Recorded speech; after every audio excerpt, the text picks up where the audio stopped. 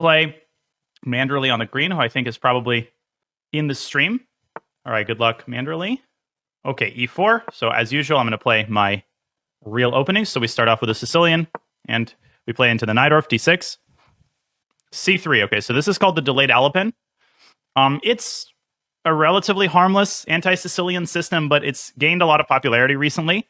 And if black is not prepared, just like any other anti-Sicilian, like the Grand Prix attack or like the Moscow variation, it can be very, very dangerous against a poorly prepared opponent. But if you position your pieces accurately, black should equalize with relatively little issues. First step is to play knight f6, of course. And one of the appeals, one of the biggest appeals of playing this line for beginners is that knight takes e4 loses a piece to the very common trap queen a4 check, forking the knight and the king. I think this is probably the most commonly missed type of fork in the opening. It involves like queen a4 and queen a5. It's a very easy move to forget about. So obviously we don't touch this pawn. H3 is actually not the main move. This is a sideline. The main move, as far as I know, is bishop e2. Recently, the Kopek system, bishop d3, has been quite popular. Even bishop e5 check I've seen recently tried. So a lot of moves here. H3, I'm pretty sure that the main move is knight c6 here. Yeah, bishop d3. So this is kind of called the Kopek system. It's a very weird looking move until you kind of ask yourself, what is white's follow-up? And then it becomes very obvious. White wants to drop the bishop back to c2 and control the center with d4. And the two main ways for black to fight this are either to try to prevent d4 from happening or to allow d4, but to position our pieces in such a way that even if white occupies the center, it doesn't necessarily mean that white is like much better or anything. So it's a very tricky system. I will be honest, I don't know in this position what is the best, what is the top engine line, what do the top guns play recently. So we're just going to think on our own, and I'm going to choose a setup here that's hopefully not quite as theoretical, even if it means that we're slightly worse. So I've played this kind of setup against Magnus in our blitz and bullet matches, and he always likes to push g6, and he always tends to allow white to play d4 and then try to attack the center from a distance. So we're going to do that. We're gonna play the dragon setup with g6. Presumably, our opponent is going to, bishop c2. Okay, fianchettoing, bishop g7. So we are deciding to allow d4. We're not going to try to prevent that move. Okay, because white castled, he's also giving us the opportunity to push e5, which is another interesting setup. So I would say that largely the setup that we choose as black is kind of a matter of taste. It's a matter of, okay, what kind of position do you prefer? What kind of position do you tend to thrive in? Here, I actually really like the look of e5.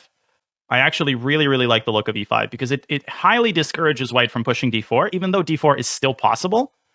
Because our opponent gave us this opportunity, let's push e5, creating a bind, a clamp on the d4 square. And now if white plays d4, it leads to a big series of trades. And at the end of those trades, the bishop on g7 will reopen and once again lord over the long diagonal. Now, this type of move, a newer player in like the 1600 range might look at it and kind of frown and say, well, doesn't this move have a lot of positional drawbacks? First of all, we're creating a hole on d5. Second of all, aren't we blunting the bishop on g7? To the second point, I would repeat something I've said multiple times before, which is that you should not really think of the bishop as an individual piece. You should think of the bishop and the pawn on e5 as a unit. Together, they're exerting influence over the d4 square, which is the most important square in the position. As for the d5 square, yes, it's a hole, but can white really occupy it effectively? The answer is no. White cannot easily get a knight to d5. The square itself is defended by our knight. So these drawbacks are real, but the benefits outweigh them in this particular instance. So it kind of looks like an awkward move. e5 is rarely combined with a fianchetto, but in this particular case, I like this setup. And we have nice central control too. Okay, so our opponent seems to be relying on the move d3. I don't think that at this point they're going to go d4, although maybe you never know. d4 is still possible from white's perspective. Stoakilla is asking, what if he goes to c4 to get the knight out? Okay, so what? Okay, white puts a knight on c4. Big deal. What's that knight doing? We can push it away with b5. We can push it away with bishop b6. Okay, d4, very committal decision. So obviously we take. That's the whole point. We take twice. It doesn't really matter which piece we take with. I mean, taking with the knight is a little bit too committal because we can take with a pawn. Presumably our opponent will recapture, and then we can decide whether we want to play knight takes d4 or whether we want to keep the tension and play some neutral move like rook e8. So knight takes d4 is a little bit less smart because it commits you to trading everything on d4. Do we have to take on d4? No, but the whole purpose of this setup was to play e takes in the event that he pushed d4. This was the zen of the setup. Okay, so now we have to think very deeply after they take on d4. And I'll take a little bit of time in silence if knight takes d4 is on the board. Yeah, d6 is a weakness, but there's other aspects of the position. You can't just look at one pawn weakness in isolation and say, okay, the position sucks. We have a lot of strengths. We have a development advantage. White's queen side is undeveloped. We have a monster powerhouse on g7. And e4 is a very targetable pawn. Yes, it's well defended, but it can be easily targeted by our rook from the e-file. And as I'll show you after the game, this type of structure occurs in the Ruy Lopez. So I have quite a bit of experience with it from the black side. And it's usually fine for black, even though, yes, d6 is a target for white. Okay, so let me think here for a minute or two. Takes, bishop e6. There is a sequence that I'm leaning toward, but I'm trying to double check it. Okay, so takes, bishop e6. Takes, knight g4, queen d1. Not good. Takes, queen c7, don't like it. Queen b6 is an interesting move. Rook e8 is an interesting... Rook e8 is a very interesting move. Actually, rook e8 is a very, very tricky move. Rook e8, knight b5, d5. Okay, complicated. Yeah, rook e8, knight b5, d5. Not sure what's going on there. Bishop f4. Knight takes d4 is the simpler move. Queen takes d4, and then just bishop e6, completing our development. Simple, straightforward chess, but it also doesn't cause as many problems to white. Now, this is a very difficult position to continue properly, and this is why I'm taking time. Okay. Yeah, I've settled on rook e8.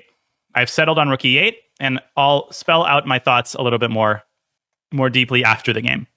But in general, I select options that keep the tension. I've talked about this before. This is a bit of a nebulous concept, keeping the tension. But if there is a choice between getting a simpler position and keeping it more complicated, I like to keep it more complicated because it forces the opposing side to make decisions. This is one of the most important general pieces of advice, is if you want to defeat a higher rated player who knows their fundamentals, you want to force them into difficult decisions.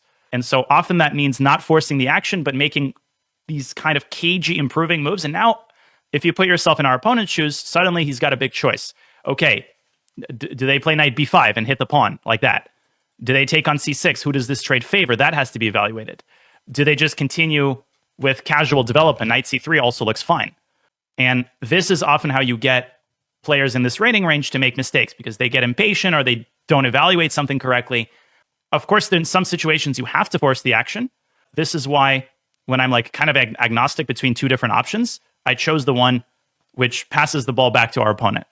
So give your opponent choices, particularly if they're in time pressure. This is why the common advice is when your opponent is in time pressure, definitely don't force the action, because the hardest thing to do in time pressure is to make a decision. Of course, if there's forced mate, check it, go for forced mate. But this is for situations where you're not totally sure of the correct move. Okay, so our opponent correctly taking their time. Yeah, queen b6 was on my radar, but I didn't like knight takes c6. I'll talk about this moment after the game. Are we worried about bishop a4? Absolutely not. Bishop a4 is just a feeble one-move threat. Okay, knight f3. Let's talk about that after the game. Yeah, this is fine. Dropping away the knight. Okay, so now there's many options for us. We can definitely consider d5. This is the direct attempt to eradicate the biggest weakness. We can go knight b4, try to aim for the bishop pair. Don't like this move as much. This seems a little bit superficial. We can continue with our development, bishop e6, rook c8, etc. Also don't love it. d5 seems to be most to the point here. Maybe it leads to... No, wait, d5, ed, rook e1. Yeah, this is fine for us. We'll be in the driver's seat if the center opens up because we have the better pieces. d5, e5, we seem to have knight e4. Yeah, my intuition is heavily screaming, pointing in the direction of d5. And now the complications reach kind of a peak where either the center opens up, and if the center opens up, my hope is that our superior bishop and white's lack of queenside development is going to make it difficult for white to keep the balance, even if the queens come off the board. Or if white pushes e5, again, I'm really trying to exploit white's lack of development here by opening up the center. This is kind of a basic chess principle, just applied in a very complex position. Again, white has a pretty vast choice here. ed, e5, knight c3, bishop g5, takes on e5. Now, very important not to fall asleep and play knight takes d5. That loses a piece. Rook takes e8 check, and the queen is overloaded. So first, of course, we have to take on e1. Hopefully, you're able to follow that. And depending on the way that white recaptures, we will take on d5 either with a queen or with a knight. Also, queen takes d5 essentially drops a queen to rook takes e8 check. And then the knight is overloaded. So, yeah, so definitely takes first. And let's wait for white to choose a recapture. Probably our opponent is like, okay, Knight takes e1 is appealing because at least the queen is making contact with c5. Like, ooh, maybe I can get a GM to swap queens. But queen takes e1 is the more natural recapture because it keeps the knight on a developed square. Again, forcing our opponent into a pretty unpleasant decision.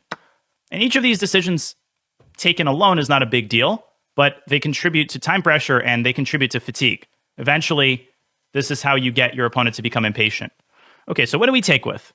Well, Bartholomew would probably play queen takes d5, but queen takes d5 doesn't make any sense to me. It just walks into knight c3, developing with tempo. Yeah, so knight takes d5.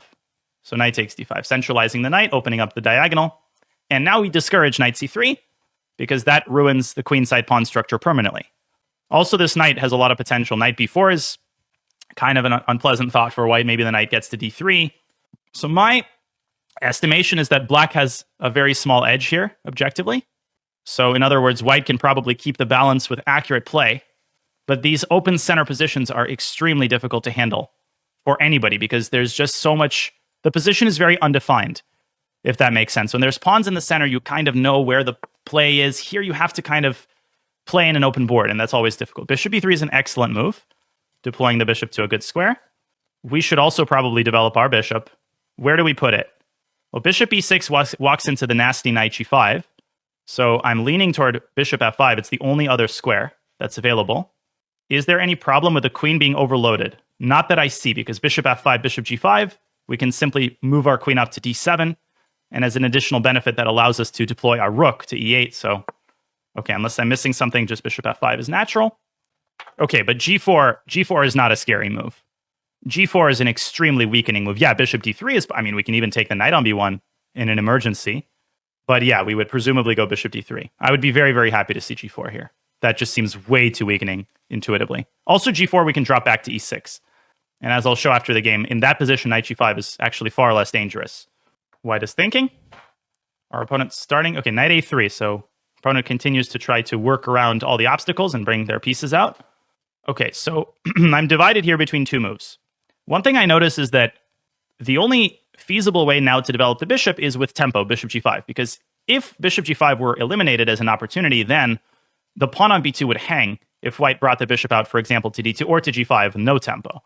So from that perspective, we could ask ourselves, how can we prevent or take the sting out of bishop g5? So h6 comes to mind, but h6 doesn't really further the goals of our position. Can we combine prophylaxis with something more efficient? How about queen d7? Getting the queen away from the bishop's line of fire, so then bishop g5 we can take on b2. Although that situation actually isn't that simple because white has the very nasty move rook d1, hitting the knight on d5. White could sack the pawn and go for the initiative. Okay, so that complicates things a little bit. Even if our opponent doesn't find it, it's not something I want to allow. So maybe after queen d7, bishop g5, we could just go rook to e8 and keep bringing our pieces out. Queen c7 would blunder the knight on d5. The other option is to play knight b4. But if we play knight db4, then we open up the diagonal for white's bishop. So kind of everything has a drawback here. To me, the most natural still seems to be queen d7. Let's opt for this move. And we'll see what white's reaction is. I don't know if anybody was able to follow what I just said about bishop g5, but we'll cross that bridge if we get there. Yeah, still looks like we're very much in the driver's seat here, causing a lot of problems. Our opponent is doing a great job of navigating them, but hopefully eventually they crack under the pressure. Thank you, Cracko Man, for the prime. Very apt timing. Depends on what white does. If it was black to move here, of course, the next move is rook e8. This should be obvious to you, even if you're a beginner. I mean, there's only one piece that's not playing, and that's the rook. And, you know, you could bring it to an open file with tempo. Yeah, the knight on d5 is soft. That is the focal point, probably, of white's counterplay. But it takes a lot of skill to correctly exploit the weakness of this knight. And most beginner players might even play bishop takes d5 and just say, okay, let me just get this knight off the board. But that plays right into our hands. It gives us the bishop pair. The queen on d5 will be unassailable. It's almost a losing move positionally to give away this bishop.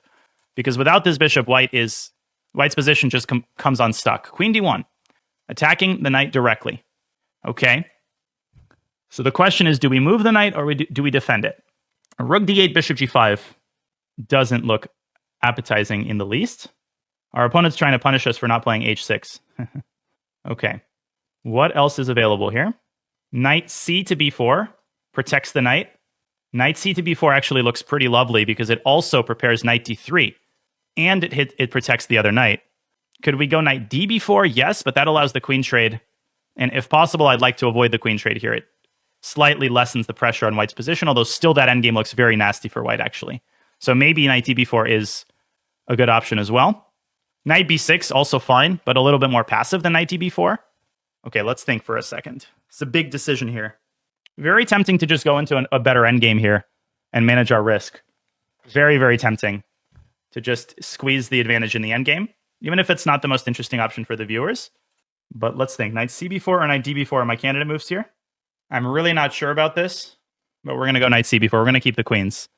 I think YouTube watching this just let out a collective sigh of relief. No endgame for now. Yeah, the thing is, this construction looks very... In general, when you have one knight defending another knight, that's a very tactically vulnerable construction because knights are easy to kick. But here, of course, white can't play a3. There's a knight on that square. And also, the biggest thing is that knight is coming to d3 to cut off the queen. And notice that the situation just continues to progressively get more and more complicated. There's so much going on here. It's very, very easy to blunder for white. And white's clock continues to dwindle. So I'm trying to put pressure on all fronts here. And bit by bit, I think our opponent is already starting to crack. I think queen d1 was a mistake. I think the only move to keep the relative balance was bishop g5. That's my theory. We'll check with the engine after the game. Maybe every move is a mistake. We'll see. Yeah, white is stuck here. That's the thing. White is stuck because of the b2 pawn. So nothing is really moving here for white. Nothing is really moving here at all. For white, okay, knight d4, I was sort of expecting this move. White is trying to eliminate this very important bishop, but this bishop anchors our whole position. So can we avoid giving it away? Can we avoid giving this bishop away? Well, we can sack it on h3. Not the stupidest option, but I think it's unsound. We can also sandwich it on d3. And bishop d3 looks like a very artificial move, but it attacks the knight, actually. So we have to tread very carefully here. Now the knight is, like Atlas holding the world on its shoulders. This is ripe for an overloading tactic, but I don't see one. I don't see a way that white can challenge this knight effectively. Like bishop takes d5, we just play queen takes d5. Obviously, we don't play knight takes d5 and give up the bishop. And because we are attacking white's knight, we're not giving white time to generate some sort of tactic against this knight, I think. Okay, so knight on d4 is currently hanging.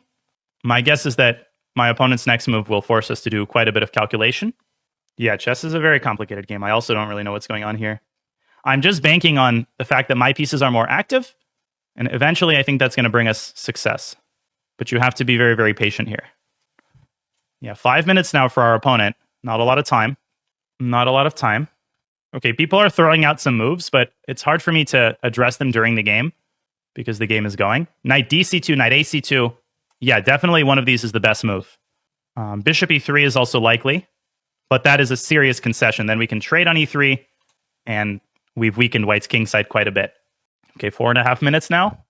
Yeah, actually, bishop e3 is a blunder. We just play knight takes c3 and bishop takes d4. Wins 2 pawns by force. Yeah, let's see.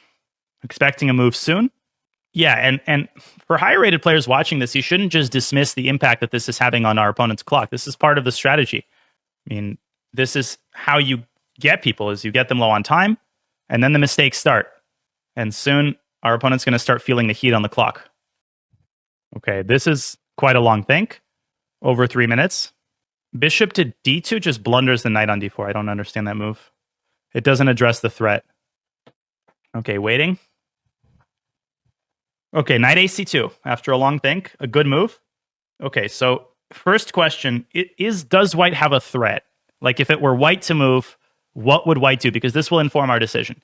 So you would think that the threat is knight takes b4, but that's not a threat because we just recapture with a knight and everything is safe. Is bishop takes d5 a threat? That might be a bigger problem for us. Okay, that leads to some complications, but it's an unpleasant move, bishop takes d5. It's a move I would like to take the sting out of. So, first of all, rook c8 comes to mind, because I'm also, in the back of my head, I'm keeping in mind that there is a piece that we haven't activated yet, and all things left alone, activating that piece would be a good idea. And the c file seems to be where the parties are happening. This is Greek row. So maybe we can play rook c8. If bishop takes d5, maybe we can go... Well, at the very least, we have bishop takes c2 there. But probably knight takes c2 is borderline winning after bishop takes d5, or maybe not.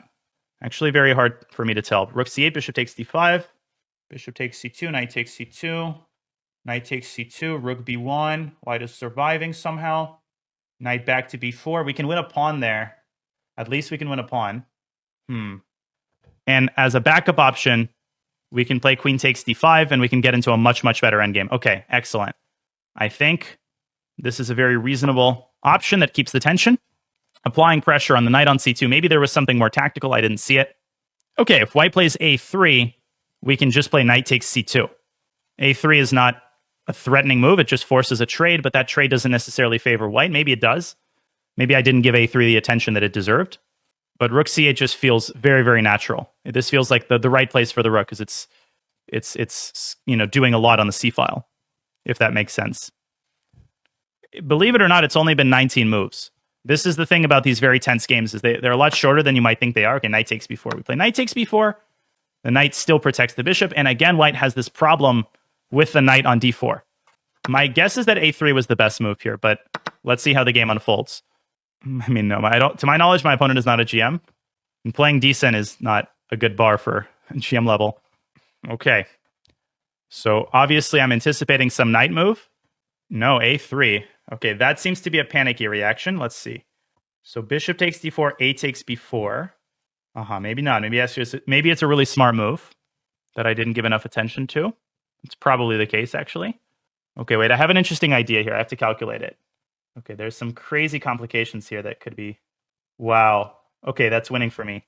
I just calculated a really important line. Yeah, and that will... Okay, so bishop takes d4, which is probably counterintuitive to most people. Most people would be very inclined, if I understand people's thinking, to take with the queen, because it gives you a sense of security to have the queen in the center. Now, after AB, the bishop will be hanging, except that's also a false statement. The bishop is not hanging because of bishop takes f2 check. But, okay, congrats. What do we do with that? Bishop takes f2, sacrifices don't work. King takes f2. I feel like the attack fizzles out quickly.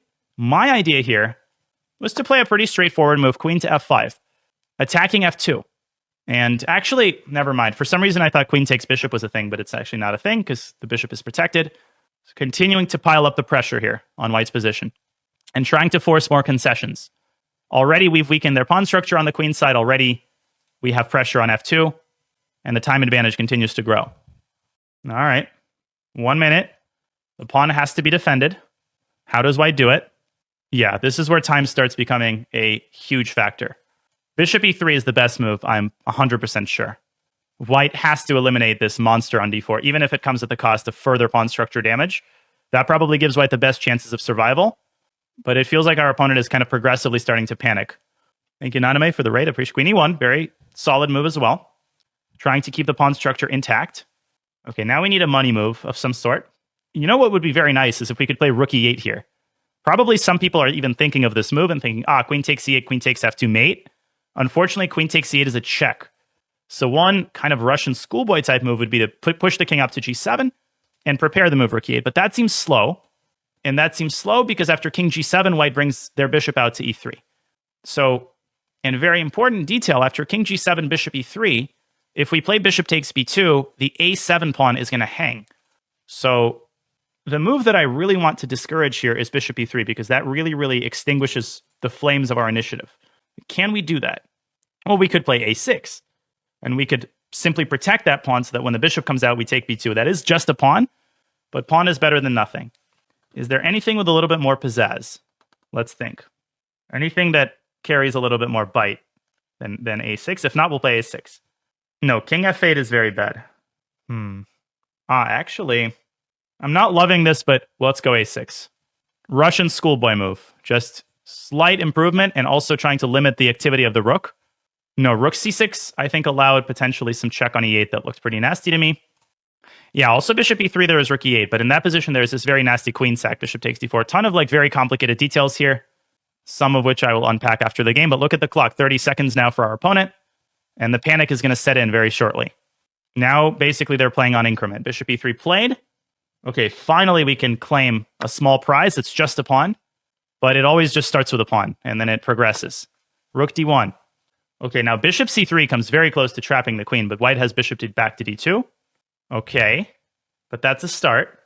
That's a start. Bishop c3, bishop d2 forced. Maybe bishop back to d4, actually, because that is a nice square for the bishop. But then white goes back to e3. And maybe there we could go rook e8. Bishop takes d4, rook e1, bishop e5, rook e7. No, don't love it. I'll show the line that I'm calculating there with a queen sack after the game. We need a very precise move here. I don't like the general placement of this bishop on b2. It's kind of offsides. So maybe we could play... Okay, let's start with bishop c3. Let's see where this goes. Let's start with bishop c3. Okay. Now let's test our opponent with bishop d4. We can always repeat. We can always repeat once. Nothing wrong with that. It's not a draw. If bishop e3, bishop c3 is not a draw, it's not a 3-time repetition, we can make a different move instead of bishop d4. But at least we're testing our opponent. Bishop e3 played. Okay, very good. Our opponent is holding very nicely. Now, there's nothing wrong with just trading everything and going for a pawn-up endgame, but yeah, this big problem. Rook e8 would be amazing, but there's bishop takes d4, and I don't like the attack in that resulting position. Maybe it's good for black, but I'm not confident that that's good for black. It feels more like a draw than anything else. All right. In that case, what do we do? Okay. Okay. Let's go back to c3. Let's play it very simple. Let's play it very, very simple. How exactly do we play it simple is the question. Okay, I have an idea. Okay. We can take and go bishop c4. But let's trade these bishops. Not what I wanted to do, but I don't see another option to keep all the winning chances alive. Now bishop c4 is possible and bishop e4 is possible. Bishop c2. Bishop c2 might be very smart. Bishop takes c2, queen takes c2, rook endgame. Going to be very difficult for white to defend that in time pressure. Very, very difficult for white to defend that in time pressure. Bishop c2 takes, queen takes c2. That is going to be just a pawn down position, and white is going to have to play perfectly to hold it. Let's do it. Bishop c2. Yeah, bishop c2, forcing the bishop trade. Now notice rook c1. What is there? There is bishop takes b3. Yeah. Hopefully I didn't blunder anything here. Yeah, I blundered g4. I realized that. Actually, that might have been a blunder. That might have been a blunder. g4 might have just forced a draw. Yeah, but now g4... Yeah, g4 actually was blundered by me. Okay, that was bad. That was bad, but our opponent missed it. And now we have to keep torturing white. How do we torture white? Okay, first things first. I don't like the placement of this rook. I feel like it's overstayed its welcome on c8. Let's reposition it to a better spot on e8. Yeah, I made a huge blunder here. I should have gone back to c4. I went to c2 and I forgot about g4. We'll investigate after the game. But that was a very sloppy moment for me. But here I'm pretty confident that we can win this with a pawn up and 7 seconds now for white. Okay, queen d5 with 2 seconds. Now, queen trade in general, I like, because it makes it even harder for white to defend. If you can trade queens on the right square and you can hit the pawn while you're doing it, that's even better. So a move that catches my eye is queen e4. Our basic strategy here is to create problems on every move, and again, to try to force white into making decisions with their last couple seconds. Eventually, the hope is that white is going to blunder. Okay, here, another slow move. We're playing kind of this waiting game, waiting for white to blunder. Queen c5 was very strong, by the way, very strong. Let's go h5. Improving our position slowly, forcing white into another decision. Again, white's clock continues to dwindle. We're not doing anything forcing. Queen d6. Okay, so white is kind of staying in place. I'm hesitant about moving the rook up because that gives white a back rank check. I don't really want to allow any tactics, but I see a trap. Let's go rook e6. I'm hoping for a check and then rook d8. This is what I'm hoping for. I'm hoping, okay, queen d8 check. That's not the check I was expecting because here I don't see a clear follow-up for white, but that's even better. Now we have territory we're threatening before. This pawn is hard to defend, and we're kind of inching forward in this position, if that makes sense. 2 seconds again. Okay, white's queen d4 check. White finally buckles and trades queens, and that's excellent. Here I think we're winning, and we're winning for a couple of reasons. Most importantly, we're up a pawn, but white's king is very poorly positioned here. White's king is cut off along the e-file, so we just have to find the right way to transform this position. So of course we could give a check. In fact, we probably should start with a check. And where do we want our rook? What is the best configuration on the queen side? This is what you need to understand. You can't just randomly insert your rook wherever, or do you start by advancing your king? But there I think white has rook d7. On the other hand, there we can go rook b6. So that's actually not a bad try to start with king f6 and see where that takes us. Yeah. King f6 is not a very committal move. We're keeping all of our options open. And now my intuition is just to go king e5. Yeah. Or to go rook b6 for starters. But king e5 seems more to the point. King e5 seems more to the point. And now rook d7 looks like a fork, right? It forks these two pawns, but because we have this resource, rook b6, it was not dangerous. Now we're very, very close to smoking this rook away from the fourth rank, and rook c6 is going to win the game. This forces a rook trade. That's it. Look at how our king is covering all the important escape squares for white's rook. It's out of squares. White's going to give f4 check, king d5, and then it's over. After the trade, our king is just too well positioned. We're going to go after the b pawn. Yeah, f4 check is just a spite check. We slide away from the check, and that's it. Quick conversion. Quick conversion. Yeah, rook c6. It doesn't even matter what you take with. You can play bc, king c6, but bc is more clinical, I think. And that's it. Our pawns are perfectly configured. There's no pass pawn to be made on the king side. And by the time white gets the king to the king side, we'll have like 2 queens on the board. Alternatively, we could have played c5, made a pass pawn that way. We're not trying to conserve the tempo. Resigns. GG.